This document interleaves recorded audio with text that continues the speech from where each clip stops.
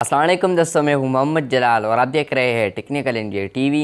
दोस्तों, आज व्हाट्सएप का तो कोई अपडेट नहीं आया, बल्कि आज व्हाट्सएप बीटा इन्फो वाले ने एक ट्वीट किया है। जिन्होंने व्हाट्सएप बीटा इन्फो का ट्वीट देख लिया तो वो बहुत खुश हुआ और आप भी इस वीडियो में खुश होने वाले हैं, क्योंकि आज की इस वीडियो में हम आपको वो ट्वीट दिखाएंगे।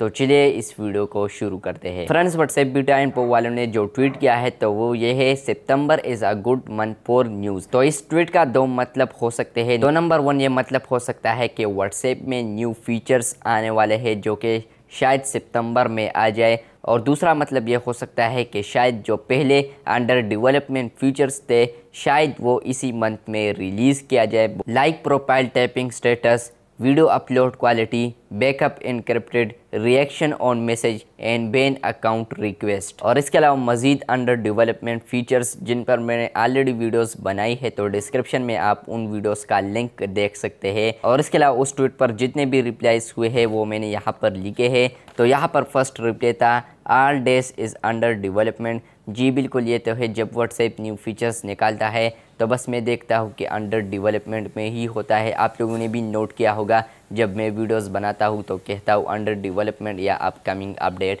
इसके अलावा दूसरा रिप्लाई है, I think that WhatsApp for iPad is coming, new features is on the way. बिल्कुल।